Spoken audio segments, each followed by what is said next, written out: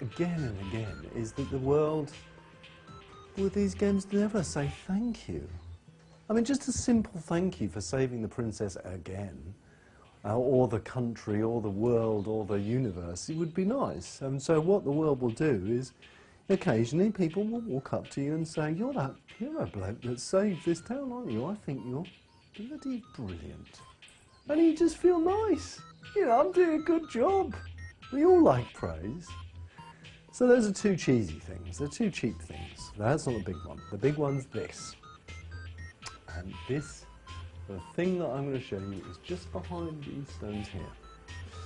Now, let me talk about this engine first of all. This is really work in progress. It's really scrappy, really ugly. The lighting's all wrong. The heroes are not right. Please don't pay attention to that. Please just look at the thing I'm going to show you. The big thing to instill emotions in you that you have not experienced in the game before is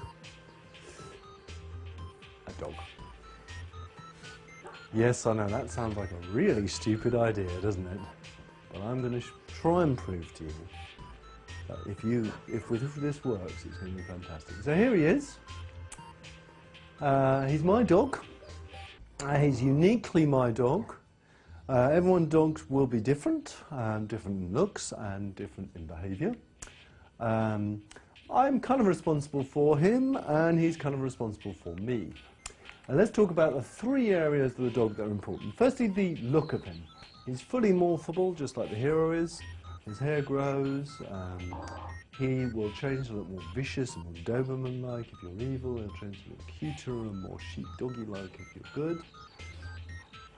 We spend a huge amount of time on his blending animation, on his behaviour.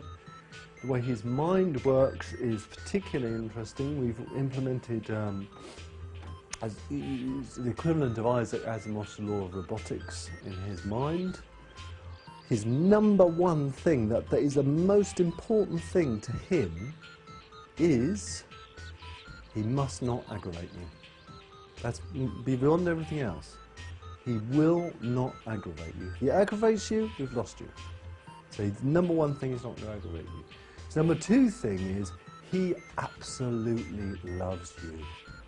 He loves you like no other character has ever loved you in a computer game. He thinks you're fantastic. He feels terrible if you're hurt. He's really worried about what's going on around you in the world. And we're going to show you and prove that to you. And then the number three thing is that he looks after himself. So that's his mind, that's his look. How do you control this mutt? Well, we could have chosen to use all sorts of buttons, you know, attack and follow and come and wait, and I don't know, you could have here, do the trick and all that. But instead we decided to have no buttons at all to control the dog. None. And the reason we decided that is that we realised that actually doing that broke this bond that you had with him. But you still can absolutely control him, even though you've got no buttons. Well, I'm going to prove that to you now. So, how do you control the dog? Well, for a start, he's noticed I'm walking around. He's just got up. Now, if I start going on a little walk, he'll start coming along. You notice he's looking back the whole time. He's looking at what I'm doing. I can go for a run with him. He increases his speed. He's turning around. He paused there a moment because there's something else he's trying to get me to do, but not insisting on it. So just going around with his dog's important. It isn't all. And that's how you control the dog. You play the game. That's all you do. And there's all sorts of interesting game mechanics that come out. Let me show you some of the cute things first before we get into the adventuring. First cute thing I'm going to show you is you can buy him stuff because you love him. And one of the things I brought him a while ago is his bloody squeaky ball, which he has been playing with repetitively, and I've been meaning to tell him off about for some time. And so I'm going to tell him off now. Now, we had in Fable 1 something called expressions, and we've got for expressions in Fable 2, and he is very sensitive to those expressions, as you will see. So, for example, if I want to tell him off, I'm going to use one of my expressions to tell him off. And that's this expression. No. Do it again. No. Do it a third time. No. He's learned. He's got it. All the expressions work with the dog. Even if you want to do, he's a bit pissed off now. That's how I feel like doing it. Oh, pissed off, excuse me. So I can do one like this. I can go and scare him. It's quite nice doing that. It's quite funny showing it off. And it's particularly funny if you're British. The Americans don't find this funny at all. They just think it would be weird, but this is funny for us. And the dog turns over. Yeah.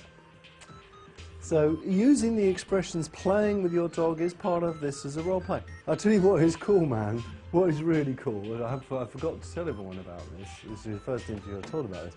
Is playing with your dog and your kid. That is so lovely. It's a lovely, cool moment. Of course, really, we should forget all this because we are adventurers and we should be out on an adventure. So you don't have to do any of this stuff you don't want to. We will now go on an adventure. Right. How does he know that we go on an adventure? He's got intelligence. What I've done is I've set up this part. He's having a wee at the moment because he's getting himself ready. I've set up this part of the world here just purely as a test to demonstrate some of his behaviour. I've set up this part of the world as this is a road we've been on lots of times before. What's his gameplay job in that situation? That is to hunt out stuff that maybe I've not seen, point out stuff that's changed, watch my back, look out for any danger. So there is a real gameplay stuff that's there. Forget all this ball throwing stuff. I didn't throw his ball actually. Let's just do that. Forget all this playing stuff. I mean, I could have done this for hours. Where's it gone? I could have. Where's the bastard gone? Actually, I forgot to tell you though something. For some reason, we do breed particularly evil testers, and I found a tester at Lionhead the other day playing with the dog on the side of a cliff, repeatedly throwing his ball off a 200-foot cliff, and this dog would go launching off the side of the cliff. So we had to put that third self-preservation rule in there. Anyway, off we go. So, yeah, I'm walking down this path, and his job now is to do scouting for me, to point out what's changed, to dig up some treasure, to look out for anything that's changed. And there's the other important thing, so that's real gameplay there. There's one other important thing that I want you to bear in mind. If you look at the screen, where is the minimap? Now, one of the real disappointments in Fable 1 is you could play the whole of the game by just looking at the minimap. I don't want that, because, you know, we spent millions of pounds and hundreds of hours of effort with this 3D world, and you need to play on just a mini-map. It's just crazy. So, he is also your guide, and I want to say a lot more. He's not the complete replacement for it, but he does guide you, and he's going to do that now. We could come off, and we could go off down here into that rubble, but he's kind of saying, no, come on, let's go down here. And so he's got that sixth sense about them. So there's real gameplay here. And he's saying come off down here, and if I start going down here, his behaviour will change. Because this is somewhere that's new. It's somewhere we haven't been before. He's scouting a little bit further ahead because he wants to warn me about anything that's coming. And that's really useful gameplay for you. And I'm doing all this without buttons, by the way.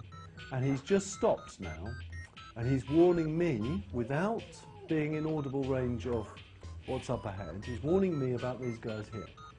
And these are Hobbs from Fable 1, and he's saying, you know, these are a danger. And he really loves me, these are a danger. Now, how can I control him? Sure, I need an attack button now, don't I? Well, I've already got an attack button, in that I can draw my sword, and that tells the dog, get ready to start going to attack. And if I start moving towards it, he will start attacking. What will he attack? Because I've got a sword out, there's a guy here with a gun, there's two guys with maces here. he'll attack the guy with the gun, because that's the biggest threat to me.